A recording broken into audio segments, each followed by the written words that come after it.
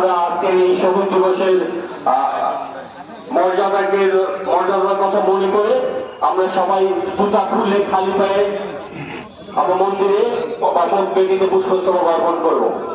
1947 সাল থেকেই যে আমাদের এই বাংলাদেশ বা পূর্ব পাকিস্তানের উদ্ভব, তখন থেকে আমাদের বৈষম্য এবং লাঞ্ছনার ইতিহাসের শুরু। পাকিস্তানি বাহিনী, পাকিস্তানি শাসকদের অর্থনৈতিক, রাজনৈতিক এবং সাংস্কৃতিক ভাবে অবদমনের বিভিন্ন পর্যায়ে পেরিয়ে 21 অধ্যায় আমাদের বাংলাদেশের ইতিহাসে তথা স্বাধীন বাংলাদেশের ইতিহাসে একটি ভাষার অধ্যায় হয়ে থাকবে। 1948 সালে যখন বীরেন্দ্রনাথের গণপরিষদের ভাষণের বাংলাকে রাষ্ট্রভাষার দাবির ও আন্দোলন দাবি উত্থাপিত হয়, তখন মুসলিম লীগের বিরোধিতার সত্ত্বেও সারা বাংলাদেশের মানুষ তখন নিজের মায়ের ভাষাকে রাষ্ট্রভাষা হিসেবে স্বীকৃতি দেওয়ার জন্য আন্দোলন শুরু করে।